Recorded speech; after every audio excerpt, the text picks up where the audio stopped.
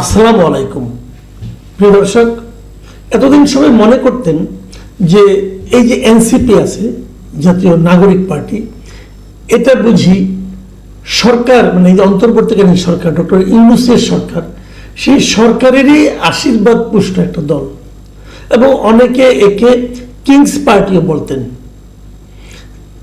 আমরা এখন দেখলাম যে এই কিংস পার্টির যিনি প্রধান আহ্বায়ক, তিনি মিস্টার নাহিদ ইসলাম, তিনি দেখলাম একটা স্ট্যাটাস দিয়েছেন, যে স্ট্যাটাসটা প্রকারান্তরে সরকারের বিরুদ্ধে যায়, এবং তিনি বলেছেন যে মিস্টার মাহফুজ আলম, যে যিনি নাকি এই নাহিদ ইসলামের গত জুলাই আন্দোলনের যিনি সহযোদ্ধা, এবং ডক্টর ইউনূস যাকে পুরো আন্দোলনের মাস্টার মাইন্ড হিসাবে যুক্তরাষ্ট্রে একটা খুবই হাই লেভেলের মঞ্চে সবার কাছে পরিচয় করিয়ে দিয়েছেন, সেই মাহফুজ আলমের পক্ষে, এবং যেটা সরকারের বিরুদ্ধে যায়, এবং মাহফুজ আলমকে যথেচ্ছ ব্যবহার করে এই সরকার এবং উপদেষ্টারা এখন মৃত্যুর মুখে ঠেলে দিচ্ছেন বলে নাহিদ ইসলাম অভিযোগ করেছেন, এবং উনি তার নিজস্ব ফেসবুকে এই পোস্টার দিয়েছেন। এখন যে ঘটনার প্রেক্ষিতে মাহফুজ আলম এই পোস্টার দিয়েছেন, সেই ঘটনাটা কি? সেই ঘটনাটা হলো যে মাহফুজ আলম, উনি তো আমাদের তথ্য সম্প্রচার বিষয়ক উপদেষ্টা, উনি ইংল্যান্ডে গিয়েছিলেন, এবং লন্ডনে শুক্রবার দিন স্থানীয় সময় সন্ধ্যায় 7টার দিকে উনি সোয়াজ ক্যাম্পাসের পেছনের রাস্তা দিয়ে হাই কমিশনের গাড়িতে বের হচ্ছিলেন, এবং সেখানে উনি যে গাড়িতে ছিলেন, সেই গাড়িতে ওখানে আগে থেকেই স্থানীয় আওয়ামী লীগের লোকজন জড়ো হয়েছিল, এবং তারা সেখানে ডিম নিক্ষেপ করেছেন। গাড়ির কাছে কিন্তু ওনাদের ডিমগুলি যে লেগেছে, এই ধরনের ভিডিও কিন্তু আমরা দেখেছি, এবং এই ভিডিওগুলোর বিচিত্র এই কারণে বলছি, এই ভিডিওগুলো আওয়ামী লীগের লোকজন যারা, তারা এটা ফেসবুকে অথবা বিভিন্ন সোশ্যাল মিডিয়ায় পোস্ট করে এক ধরনের উল্লাস প্রকাশ করেছেন। আবার বিপরীত দিকে যারা এই সরকারের যারা সমর্থক অথবা এনসিপির যারা সমর্থক, তারা এটা মানে পোস্ট করে তার সঙ্গে আওয়ামী লীগের যে ফ্যাসিবাদী আচরণ, সেই আচরণের কিছু নিন্দা করেছেন। এটা হতেই থাকবে, কারণ আওয়ামী লীগের এখন যে যুক্তি, আওয়ামী লীগের যুক্তিটা কি? তাদের বক্তব্যটা হলো যে আমাদের তো তোমরা রাজনৈতিক কর্মকাণ্ড বন্ধ করে দিয়েছো। কোথায় বন্ধ করে দিয়েছো? দেশে। তো বিদেশে বসে আর আমরা করবো এগুলো? তোমরা তো আমাদের কথা বলতে দাও না। তো এখন কথা বলতে না দেওয়ার যে মানে কালচারটা, সেটাই বা আমরা কেন অর্জন করলাম এবং কেন সেটা আমরা প্রয়োগ করলাম, সেটা নিয়েও আরেক বিতর্ক। যাই হোক, এগুলি চলতে থাকবে। কিন্তু আপনি একটা কিছু করবেন, একটা বড় দলের বিরুদ্ধে আপনি একটা অ্যাকশন নেবেন, আর তারা চুপচাপ বসে থাকবে ভদ্র ছেলের মতো। বাংলাদেশে তো সেই প্র্যাকটিসটা আমরা আগে দেখিনি, কাজে এটা কি হবে, যা হবার তাই তো হচ্ছে। যদি আমি এই আলোচনা বাদও রাখি, সরিয়ে রাখি, নাহিদ ইসলাম কি বলেছেন তার স্ট্যাটাসে, সেটা একবার ভাবুন। উনি লিখেছেন, আমি ওনার স্ট্যাটাসটা সম্পূর্ণ করবো না, কিছু অংশ আপনাদের পড়ে শোনাই, তারপরে আমি ওই পরবর্তী আলোচনাটা করব। তিনি লিখেছেন, মাহফুজ আলমের উপর হামলা মৌন সম্মতি যারা তৈরি করেছে তারাও ভুগবে, ফ্যাসিবাদ বিভাজনের রাজনীতি করে। বুঝেন ব্যাপারটা? উনি বলতে যাচ্ছেন এই মাহফুজ আলমের উপর এই যে হামলাটা হয়েছে, এই হামলার মৌন সম্মতিটা যারা তৈরি করেছে, এবং উনি কিন্তু বলেছে যে অন্তর্বর্তী সরকারই এই কাজটা করেছে, একটু পরে আপনি পাবেন।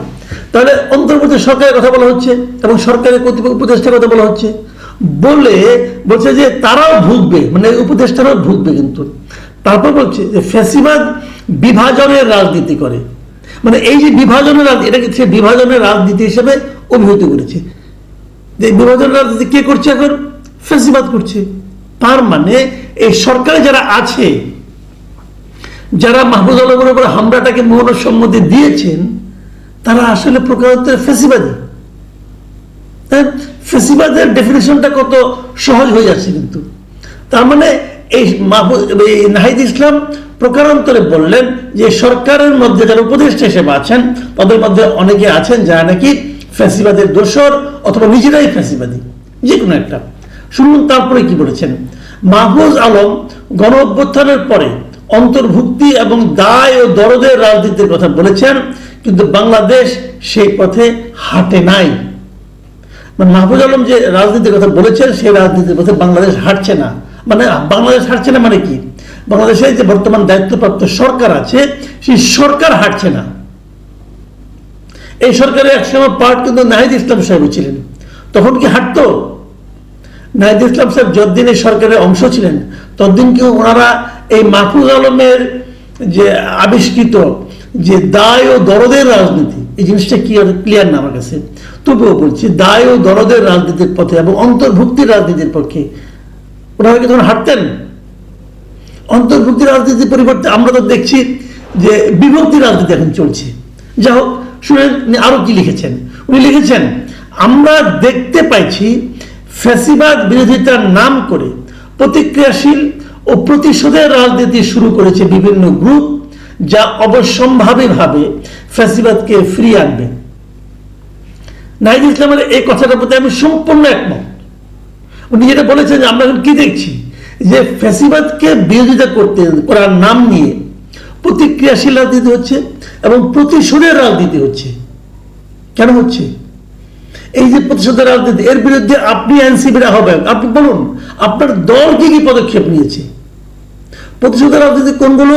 যেগুলো আমরা মব বলি, এই মবগুলিকে আপনারা একটার ব্যাপারে কোনো রকম প্রতিরোধ করেছেন, কোন রকম বিবৃতি দিয়েছেন, কোন রকম নিন্দা জ্ঞাপন করেছেন? এই তো কয়েকদিন আগে ঢাকা রিপোর্টার্স ইউনিটি থেকে, মঞ্চ ৭১ নামক একটা সংগঠনের মানে অনুষ্ঠান থেকে লতিফ সিদ্দিকী, হাফিজুর রহমান কার্জন, সাংবাদিক মঞ্জুর আলম পান্নাকে ধরে নিয়ে যাওয়া হলো।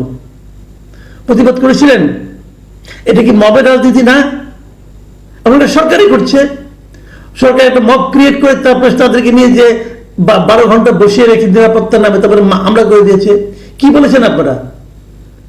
আজকে যখন নিজের গায়ে লাগছে তখন খুব খারাপ লাগছে, তখন মনে হচ্ছে যে প্রতিশোধের রাজনীতি করতেছেন। তখন প্রতিশোধের রাজনীতি আনা হয় নাই। কয়েকদিন আগে একজন বর্ষিয়ার রাজনীতিবিদ অ্যাডভোকেট ফজলুর রহমান, বীর মুক্তিযোদ্ধা, তার বাসার সামনে যে অশ্লীল ভাষায় গালাগালি করা হলো এবং সারাটা দিন চললো, কোনো প্রতিবাদ করেছেন আপনারা? আপনাদের একটা পার্টির প্রধান করেছেন? এটা কিসের রাজনীতি? এটা কি বিভক্তি রাজনীতি নয়? এটা কি প্রতিশোধের রাজনীতি নয়? আপনারা প্রতিশোধ নেওয়ার জন্য আপনাদের প্রতিপক্ষ হিসাবে বেছে নিয়েছেন কাদেরকে? মুক্তিযুদ্ধকে, মুক্তিযোদ্ধাকে। তো যা ভেবেছেন, আপনি ভাবছেন আপনারা করবেন আর অন্যরা কেউ করবে না, এখন অন্যরা করছে। এটাই তো চলতেছে আমাদের এখানে মিউজিক্যাল চেয়ারের মতো। কেন করতে দিচ্ছেন? কেন করছেন? এগুলো বলে লাভ নেই রে ভাই। এবং উনি যেটা বলছেন যে আলটিমেটলি কিন্তু ফ্যাসিবাদই ফিরে আসবে যদি এভাবে চলতে থাকে। আর চলতে নাহিদ ইসলামের আরো কিছু কথা আমি বলি। উনি আরো কিছু কথা বলেছেন।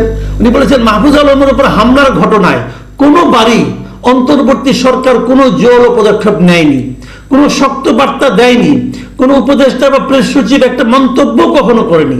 সরকার ও উপদেষ্টা পরিষদের ভেতরেও মাহফুজ আলমকে অপদস্থ ও হত্যার মৌন সম্মতি তৈরি করা হয়েছে।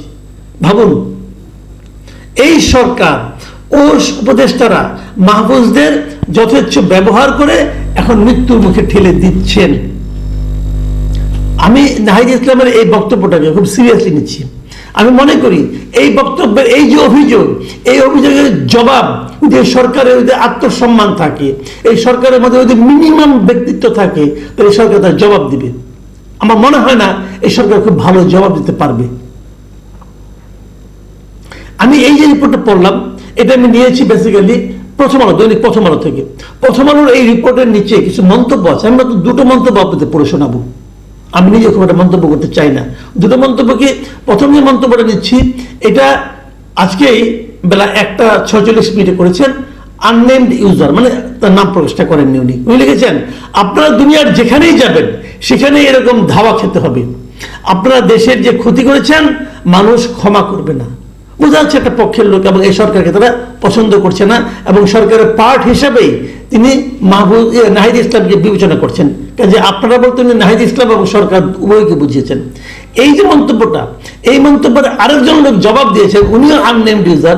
উনি লিখেছেন, agree they destroyed the country, মানে তারা দেশটাকে ধ্বংস করে দিয়েছে।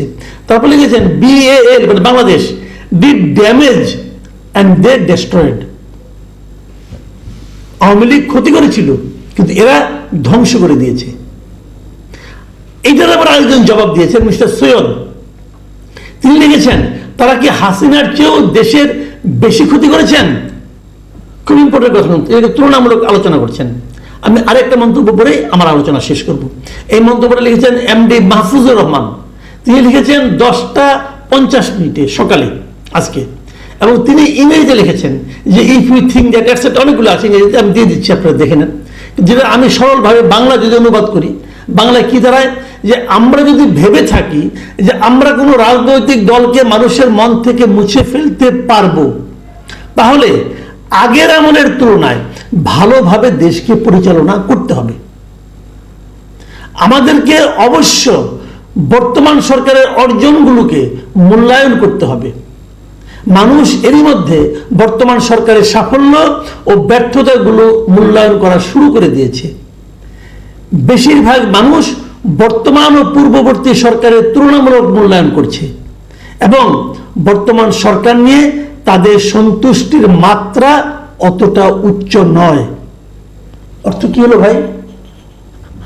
অর্থ হলো এটাই যে আপনি যদি আগের সরকারকে ফ্যাসিবাদী বলেন, তাদেরকে মানুষের মন থেকে মুছে ফেলতে চান, তাহলে আপনাদেরকে এমনভাবে দেশ চালাতে হবে যাতে নাকি মানুষ মনে করবে যে আগের সরকারটা আসলেই খারাপ ছিল।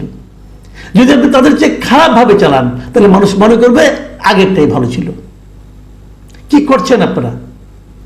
এবং এই যে নাহিদ ইসলাম যে কথাগুলি বলেছে, এই কথার জবাব তো আমি সরকারের কাছে চাই। সরকার এই প্রশ্নের কি জবাব দিবেন, নাহিদ ইসলামের অভিযোগের কি জবাব দিবেন আমি জানি না। তবে আমি এটাই বলবো, দেশ যেভাবে চলছে মানুষ কিন্তু তুলনা করতে শুরু করে দিয়েছে। আল্লাহ হাফেজ।